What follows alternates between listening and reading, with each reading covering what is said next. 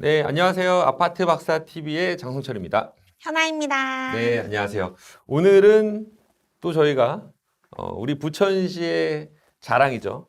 네, 새로운 부천시 아파트 입주자 대표회의 연합회, 일명 세부아연. 네, 세부아연에 대해서 좀 알려드리고자 준비를 해봤습니다. 세부아연에 대해서 알고 계신가요? 사실 생소했어요. 네. 왜냐면 제가 입주자 대표회의도 아니고, 네. 사실 생소했지만, 소개로 또 알게 됨으로써 많은 거를 또 느끼고 깨닫게 됐어요. 네, 얼마 전이었습니다. 네. 2024년 6월 5일 저희 새 부하연이 부천시와 새로운 부천시 아파트 입주자대표회 연합회 업무 협약식을 하게 됐습니다. 네, 박수 한번 부탁드리겠습니다. 네. 네, 우리 부천시에 있는 홍보 담당관을 통해서 이제 아파트마다 엘리베이터에 보면은 이렇게 뭔가 정보를 주는 그런 디스플레이들이 있어요. 그렇죠? TV 화면 같은 게 하나씩 있죠. 이제 그곳을 시의 정책이나 주민들이 입주민들이 꼭 알아야 될 내용들을 좀 홍보를 하면 어떨까라는 이제 아주 그 간단한 아이디어에서 시작이 됐었고 원래는 이게 시에서 예산을 투입해 가지고 했던 그런 홍보 활동이었는데 이 부천시와 아파트 연합회 세부하연이 같이 업무 협약을 해서 비예산으로 아파트가 이제 보통 그 한 4컷 정도가 아파트의 공지사항이나 이런 게 들어가게끔 이제 계약이 되어 있는데 그 중에 이제 한 컷 이상을 부천시를 위해서 할애를 해주겠다라고 한 거죠. 예.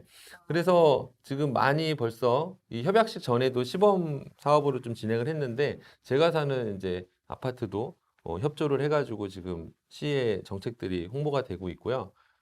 뭐 이런 시가 주민을 위해서, 부천 시민을 위해서 하는 것들에 동참하는 거는 이 아파트 지도자분들이 굉장히 또 주민들을 위해서 당연히 해야 될 부분들이 아닌가라는 그런 뜻들이 모아져가지고 이런 협약식을 하게 됐습니다. 그 자리에 함께 하셨었죠? 예, 영광이었습니다. 네, 그래서 그 자리에서 많은 지금 계획들이 생겼는데 우리 부천시의 예, 영 아파트 피플이죠. 일명 얍, 야, 얍이 결성돼가지고 부천시의 아파트에 관심이 있는 그 청년들, 젊은 아파트 지도자분들이 이제 하나로 마음을 모으기로 했습니다. 그렇죠? 앞으로 굉장히 큰 파급 효과가 예상이 됩니다. 그래서 기대됩니다. 네, 그래서 이 그 새로운 부천시 아파트 입주대표 회의는 사실은 제가 이 사무총장으로 지금 활동을 하고 있는데요. 한 5년 전쯤에 제가 아파트 입주대표 감사를 하던 중에 이 아파트마다 입주대표 회의가 있고요. 또 회장님이 계시고 그렇죠. 감사분이 한 2분 정도 계시고 총무이사님도 계시고 공동체 활성화 이사님도 계시고 많은 예, 분이. 많아요. 보통 우리가 708세대였는데 그때 한 8분, 9분 정도가 이제 한 8명 정도가 돼야지 최소 입대 구성 조건이 되고 그때 한 8분, 9분 정도가 이제 같이 활동을 했던 걸로 기억을 하는데 그 당시에 부천시에 있었던 아파트 연합회가 조금 이제 와해가 돼서 그렇다면 우리가 한번 새롭게 아파트 연합회를 만들어 보자라는 의지를 가지고 시작을 그때 했었고 탄생한 거군요. 그렇죠. 예, 처음에 이제 그 조그만 그 아파트 입주자 대표 회의실에서 그 우리 회장님 취임식을 조촐하게 진행을 했었고 그 당시가 또 코로나 시기였어요. 지금부터 한 5년 전을 따져보면은 2019년 뭐 20년 그때가 이제 코로나가 한창 시작되는 시기였는데 제가 그 당시에는 성신여자대학교에서 강의를 하고 있었거든요. 그래서 그 줌을 그 비대면 강의. 비대면 강의를 해야 됐기 때문에 무료로 그 줌을 쓸 수가 있었습니다. 그래서 오지 못하는 아파트 회장님들을 다 이렇게 비대면 그 줌을 통해 가지고 매달 그때는 회의를 진행을 했었고요. 아파트에 필요한 내용들이나 또 시에서 홍보하는 그런 내용들을 잘 담아 가지고 주민들이 이제 하나로 아파트에 대한 어떤 궁금한 부분들을 뭐 입주자표 회장님들이 대표로다가 알아가시면 그것을 또 주민들이 그 뭐 보고서 또 약간 새로운 정보를 습득할 수 있는 그런 역할을 했었습니다. 그래서 제가 그때 그래서 이 정보 비대칭이 가장 심한 곳이 바로 이 공동주택인 아파트라고 생각을 했었어요. 왜 그런지 아세요? 왜 그럴까요? 우리가 이제 10억짜리 아파트 기준으로 뭐 예를 들어서 1000세대면은 그게 자산이 얼마나 되는 거죠? 1조 정도 되는 자산인데 이 1조 되는 자산이 운영이 되려면 오퍼레이팅이 되려면 굉장히 많은 노력들이 필요합니다. 예, 운영비도 들어갈 것이지만 관련된 사업도 많고 여기서 발생하는 여러 가지 계약 문제나 이런 것들이 있는데 이런 것들이 많이 알지 못하고 전문성이 없으면 굉장히 나중에 문제가 생길 수가 있겠더라라는 판단을 했고요. 제가 감사를 하면서 생각했던 것들이 이 아파트의 회장님들은 한번 입대위가 결성이 되면 2년이 이제 회장으로 선출되면 활동을 하고요. 또 2년 있다가 또 회장 출마를 해야 됩니다. 4년 정도가 되는 거고. 연임이 가능한 건가요? 그렇죠. 그리고 4년 이후에는 그 동에서는 누가 나오면 안 돼요. 출마를 하게 되면 그 출마하는 사람한테 우선권이 부여지기 때문에 더 연장이 안 되거든요.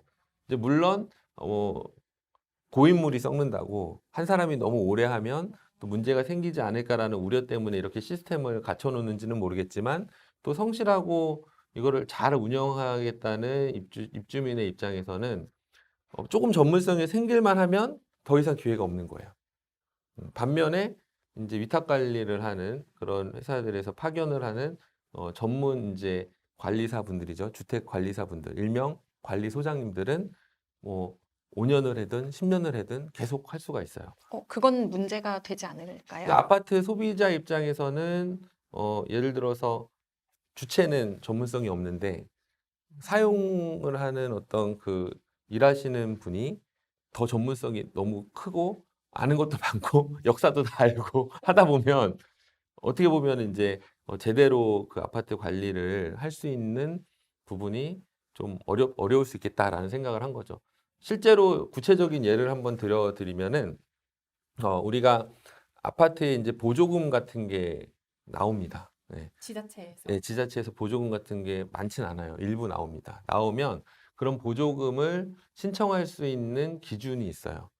그게 뭐냐면 보조금을 쓸 때 장기 수성 계획에 그 보조금에 맞는 사업이 특정이 돼 있어야 됩니다. 우리가 내년에 보조금이 어떤 게 나올 것 같다 그러면 올해 예를 들어서 CCTV를 좀 노후돼서 바꿔야 된다라고 하면은 올해 내년에 장기성 계획을 잘 조정을 해서 CCTV 교체에 대한 부분을 넣어놔야 돼요.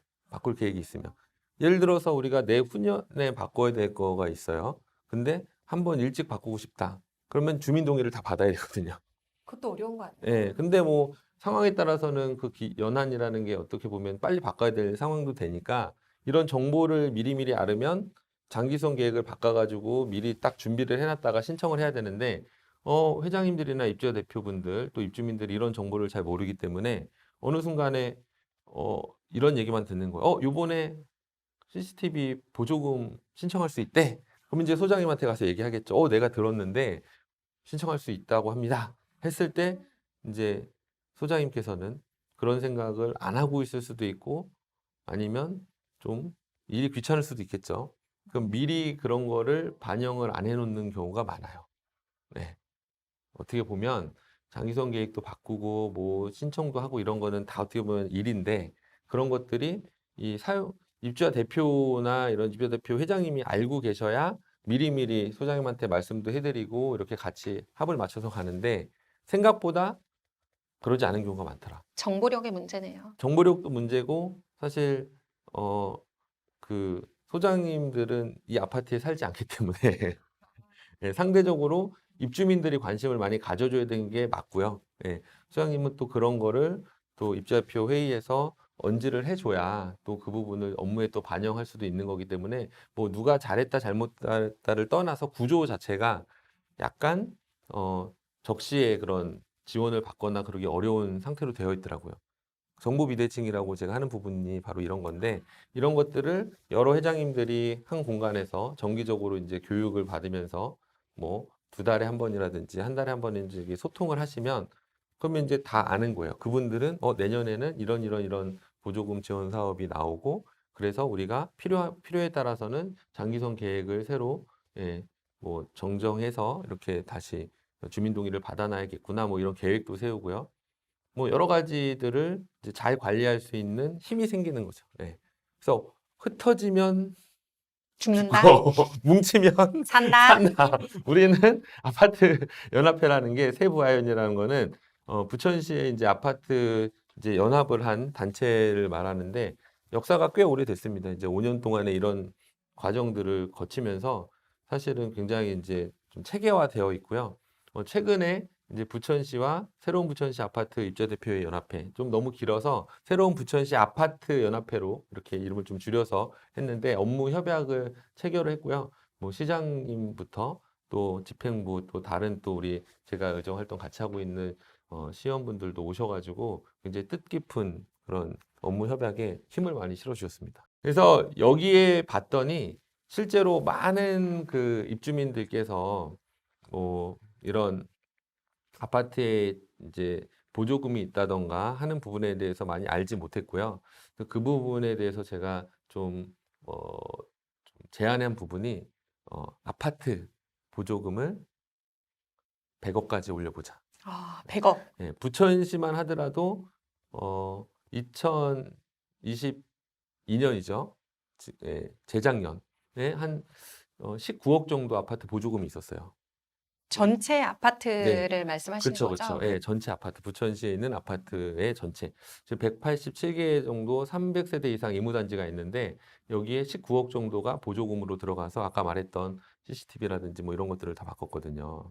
예, 또 뭐 도색도 하고 방수도 하고 뭐 놀이터도 좀 개선하고 여러 가지 시설 지원 환경 개선금이 있었는데 이게 지자체가 어려워지다 보니까 어느 순간 8억으로 줄었어요. 작년에는. 그리고 올해는 얼마인 줄 아세요? 설마. 올해는 6억으로 또 줄었습니다. 예. 그러니까 계속적으로 줄어드는데도 불구하고 이 줄어드는 거에 대해서 예산을 확대해야 된다는 목소리를 높이지 못하니까 이 부분은 그냥 아무도 뭐 문제제기를 하지 않으니까 그렇게 계속 권리가 줄어드는 거죠. 예. 제가 이 부분을 굉장히 심각한 문제라고 보고 전국적으로 우리 아파트 박사 TV를 보시는 분들께서는 요 아파트 보조금을 확대하는 그런 그 어떤 운동에 동참을 해주셨으면 좋겠어요. 네.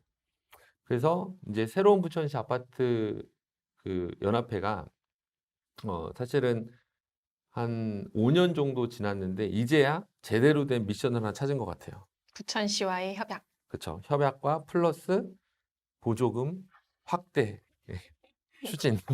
그래서 이 보조금 확대 추진은 제가 좀 더 구체적으로 하나의 또 그 꼭지를 따가지고 구체적으로 한번 말씀을 좀 드려야 될 것 같아요. 그래서 이 아파트 연합회 각 지역마다 아마 다 있을 거예요. 예, 부천시뿐만 아니라 저희는 지금 전국 아파트 입주대표회의 연합회라는 것이 있어요. 전하연 사단법인이거든요. 예, 국토교통부 산하의 사단법이 있는데 거기에 부천시 지회로 등록이 되어 있습니다.